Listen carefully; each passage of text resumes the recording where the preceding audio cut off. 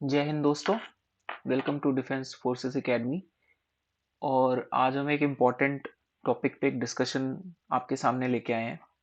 इस डिस्कशन का main objective ये है कि आपको ये बताया जा सके कि एनडीए की एज लिमिट जो है वो किस तरीके से आगे आने वाले एग्जाम्स में रहेगी, क्योंकि बहुत सारे स्टूडेंट्स का एक डाउट होता है कि सर मैं एलिजिबल हूँ कि नहीं हूँ। तो आपको पहली चीज़ ये याद रखनी है कि एनडीए का जो साइकिल होता है एलिजिबिलिटी का, वो 6 मंथ्स का साइकिल होता है।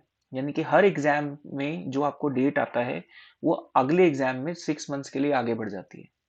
तो इस तरीके से आप अपनी डेट कैलकुलेट कर सकते हैं। इस तरीके से आप ये पता लगा सकते हैं कि आपके पास कितने अटेम्प्ट अभी एनडीए के आप दे सकते हैं और कितने एग्जाम्स के लिए आप अभी एलिजिबल हैं। तो अगर मैं बात करूं कि अभी जो हाल ही में एग्जाम आप लोगों ने दिया है, जो अभी अप्रैल में घटा है, उस एग्जाम को अगर मैं लेके चलूं तो उस एग्जाम्स के बेसिस पे जो अभी हमारा एनडीए का एग्जाम हुआ, यानी कि अप्रैल में जो अभी एग्जाम हुआ है, उसमें जो एज ब्रैकेट यूपीएससी ने दिया था वो एज ब्रैकेट था the students born on and after 2 जुलाई 2004 से 1 जुलाई 2007 तक। यानी कि वो स्टूडेंट्स जिनका बर्थ डेट 2 जुलाई 2004 से 1 जुलाई 2007 के बीच में आता है, वो एग्जाम्स के लिए एलिजिबल थे।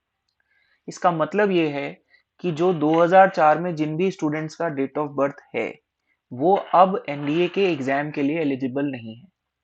ये बात अब आपको देख याद रखनी है कि दोज स्टूडेंट्स जिनका भी बर्थ ईयर 2004 का है, यानी कि वो बच्चे जिनका डेट ऑफ बर्थ 2004 का है, यानी कि जुलाई से लेकर दिसंबर के बीच में जिनका भी डेट ऑफ बर्थ है, उनका एनडीए का लिमिट और जो है या अटेम्प्ट का जो एज लिमिट है वो एग्जॉस्ट हो गया है। वो बच्चे अब अपने ग्रेजुएशन के ऊपर ध्यान दें, और अगर उनको अब डिफेंस में अगर करियर बनाना है तो they should go for CDS या एफ कैट। ये दो एग्जाम्स जो डिफेंस सर्विसेज में जाने के लिए बच्चे ग्रेजुएशन पे देते हैं। तो 2004 के डेट ऑफ बर्थ वाले बच्चे या उससे पहले के जो डेट ऑफ बर्थ वाले हैं, यानी कि 2003 2002 वाले, वो सारे बच्चे अब अपने ग्रेजुएशन पे ध्यान दें और ग्रेजुएशन के बाद सीडीएस और एफकेट के लिए अप्लाई करें। सीडीएस के थ्रू आप आर्मी नेवी एयरफोर्स में जा सकते हैं, एफकेट के थ्रू आप सिर्फ एयरफोर्स में जाते हैं, बट दोनों ही एग्जाम्स के लिए एलिजिबिलिटी ग्रेजुएशन होती है। अब बात करते हैं जो अगले 3 एग्जाम्स एनडीए के आने वाले हैं, यानी कि सितंबर 2023, फिर उसके बाद अप्रैल 2024 और उसके बाद जो सितंबर 2024 आएगा। इससे आप अंदाजा लगा सकते हैं, this is the best way to calculate your age own age limit. इसके लिए आपको किसी भी थर्ड पार्टी का मतलब किसी से भी आपको पूछने का जरूरत नहीं है, आप खुद से भी अपनी डेट ऑफ बर्थ के हिसाब से अपने अटेम्प्ट्स कैलकुलेट कर सकते हैं। तो अब जो एनडीए का अगला एग्जाम आएगा सितंबर में, जिसके लिए फॉर्म आने वाले हैं, इस एग्जाम के लिए वो बच्चे एलिजिबल हैं जिनका डेट ऑफ बर्थ 2 जनवरी 2005 से 1 जनवरी 2008 के बीच में आता है। यानी कि वो बच्चे जो ट्वेल्थ में पढ़ रहे हैं या ट्वेल्थ कर चुके हैं, उनके लिए ये एग्जाम की एलिजिबिलिटी है कि उनका डेट ऑफ बर्थ 2 जनवरी 2005 से 1 जनवरी 2008 के बीच में आता है। यानी कि वो बच्चे जिनका डेट ऑफ बर्थ जनवरी 2005 से जून 2005 के बीच में आता है, ये उनका आखिरी अटेम्प्ट है। तो वेदर आप 11th में पढ़ रहे हैं या 12th में पढ़ रहे हैं या 12th कर चुके हैं, 11th वालों के लिए तो कोई अपॉर्चुनिटी नहीं है।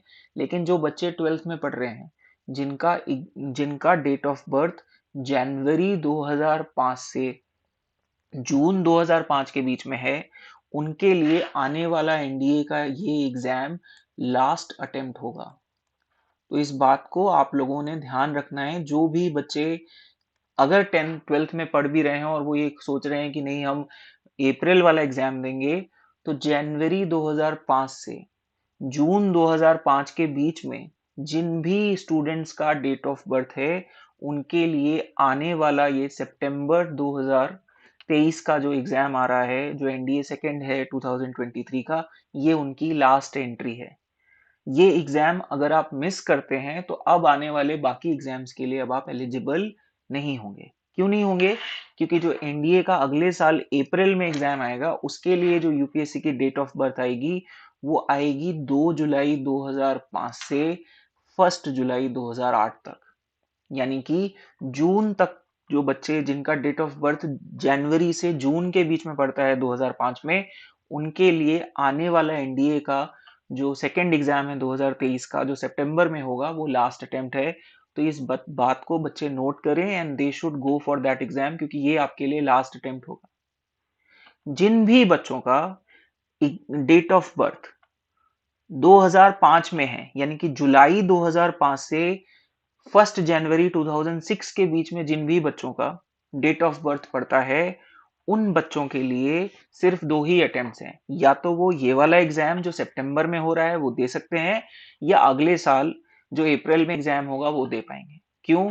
क्योंकि नेक्स्ट ईयर जो सितंबर का एग्जाम होगा उसमें जो minimum date of birth required होगी वो होगी जनवरी 2006। तो आपको बेसिकली ये देखना है कि आपका डेट ऑफ बर्थ किस ब्रैकेट में आता है।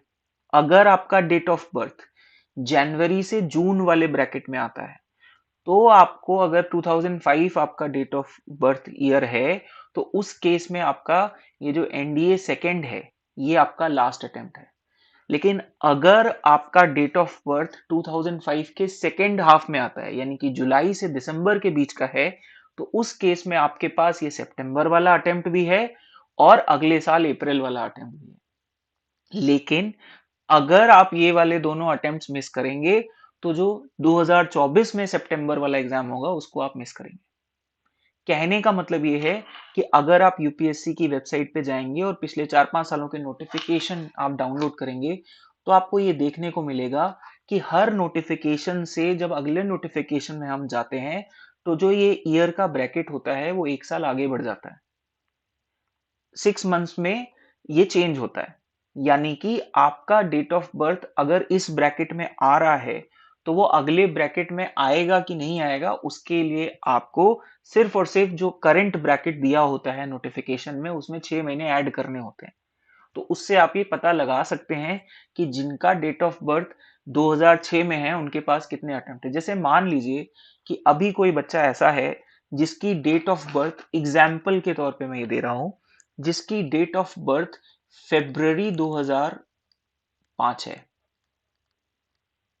तो फेब्रवरी 2005 के डेट ऑफ बर्थ वाले बच्चों के लिए जो 2023 का ये जो सितंबर एग्जाम है, ये उनका लास्ट अटेम्प्ट होगा। क्यों? क्योंकि जो अगले साल अप्रैल वाला एग्जाम आएगा उसके लिए जो minimum date of birth required होगी वो होगी जुलाई 2005 से। तो आप उस केस में एज ब्रैकेट से बाहर हो जाएंगे। उसी तरीके से जिन बच्चों का, मान लीजिए, डेट ऑफ बर्थ सितंबर 2005 है, तो उस केस में जिन भी बच्चों का सितंबर 2005 का डेट है, उनके पास 2 अटेम्प्ट्स हैं। वो आने वाला सितंबर वाला एग्जाम भी एलिजिबल हैं और अगले साल जो अप्रैल में होगा उसके लिए भी एलिजिबल है, लेकिन इसके बाद वो एलिजिबल नहीं होंगे। यानी कि 2024 का जो सेकेंड पेपर होगा जो सितंबर में होता है, उसके लिए उनकी एलिजिबिलिटी नहीं होगी। इसी तरीके से आप अपनी डेट ऑफ बर्थ के हिसाब से मिनिमम अटेम्प्ट्स आप अपने काउंट कर सकते हैं। जैसे एग्जाम्पल के तौर पे किसी बच्चे का डेट ऑफ बर्थ सितंबर 2006 है, तो उस केस में उस बच्चे के पास करंट में, अगर मैं काउंट करूं, अगर आप 12th में पढ़ रहे हैं या 12th कर चुके हैं, 11th वालों को यहाँ पे मैं काउंट नहीं करूंगा क्योंकि 11th वाले बच्चे एनडीए के लिए एलिजिबल नहीं होते। 12th में पढ़ रहे वो बच्चे जिनका डेट ऑफ बर्थ सितंबर 2006 है, इमेजिन कर लीजिए, उन बच्चों के पास टोटल 4 अटेम्प्ट्स हैं। वो बच्चे 4 अटेम्प्ट्स दे सकते हैं।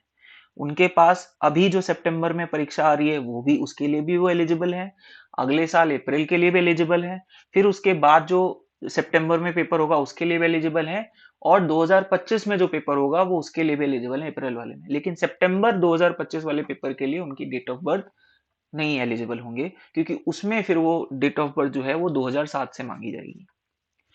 तो कहने का मतलब ये है कि एक बहुत ही सिंपल तरीका है, एनडीए के लिए जो भी बच्चे प्रिपरेशन कर रहे हैं वो अपनी डेट ऑफ बर्थ को अगर इस वीडियो में दिए गए चार्ट के हिसाब से कैलकुलेट करेंगे, तो वो ये पता लगा सकते हैं कि उनके पास कितने अटेम्प्ट्स हैं, ताकि आप अपना जो इम्पोर्टेंट टाइम है पढ़ाई का उसको वेस्ट ना करें। बहुत सारे स्टूडेंट्स हमारे पास ऐसे भी आते हैं जिनके टाइम निकल गया होता है, उनको पता नहीं होता है और वो प्रिपरेशन कर रहे होते हैं जो उनके लिए ज़रूरी नहीं है।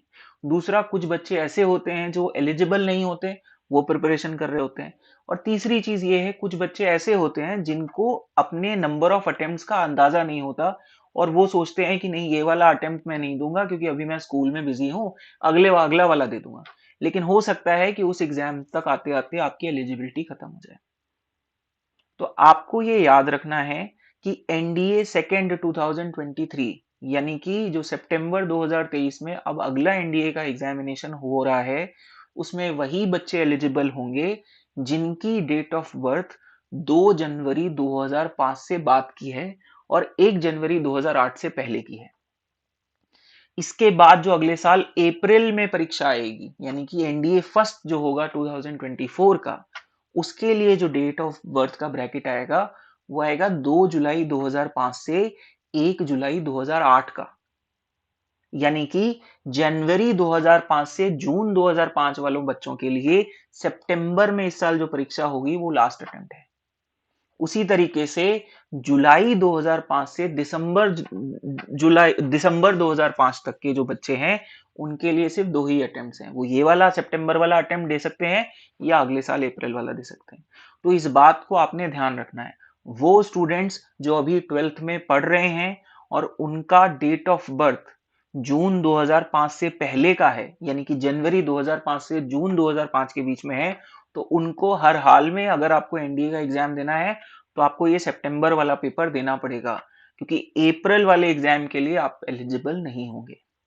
और जो भी बच्चे जुलाई 2005 से दिसंबर 2005 के बीच में आते हैं, अगर वो एनडीए की प्रिपरेशन कर रहे हैं तो उनको याद रखना है कि उनके पास 2 ही अटेम्प्ट हैं। अगर वो किसी भी कारण से सितंबर वाली परीक्षा नहीं देते हैं तो अप्रैल उनका लास्ट अटेम्प्ट होगा।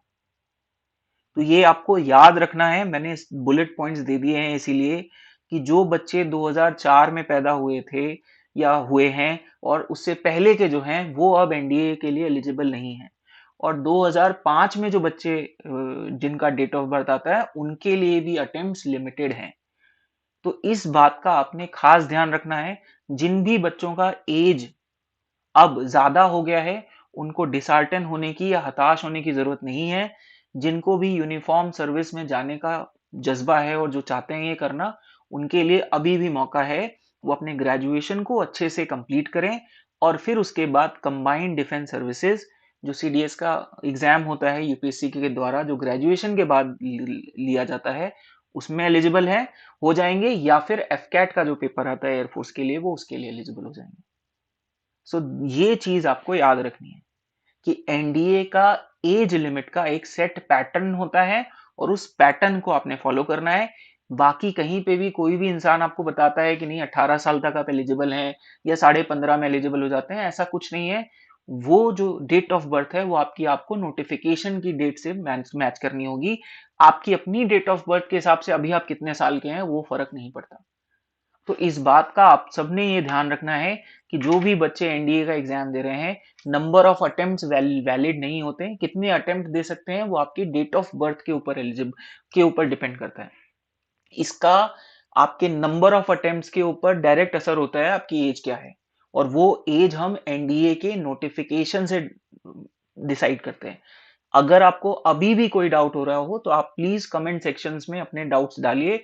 हम उनको पर्सनल बेसिस पे आंसर करेंगे ताकि कोई भी बच्चा अपने अटेम्प्ट को वेस्ट ना करे और आपको इन अटेम्प्ट्स की वैल्यू समझ में आए, इसके लिए हमने ये वीडियो बनाया है। Please go through the details, और अगर उसके बाद भी अगर आपको कोई भी प्रॉब्लम नजर आती है और आपको समझ में नहीं आ रहा है तो आप हमको नीचे दिए गए नंबर पे फोन कर सकते हैं या फिर आप हमारे कमेंट सेक्शन में आके अपनी क्वेरीज डालिए, हम उसको आंसर करेंगे। आई होप इस वीडियो से आपको हेल्प मिलेगा और आपको आगे आने वाले अपने एनडीए के अटेम्प्ट्स को लेके एक प्रॉपर स्ट्रैटेजी आप बना पाएंगे। Thank you so much and जय हिंद। होपफुली आप एक दिन अफसर बन के बाहर आएंगे और अपने सपने को पूरा करेंगे। Thank you so much. Have a good day.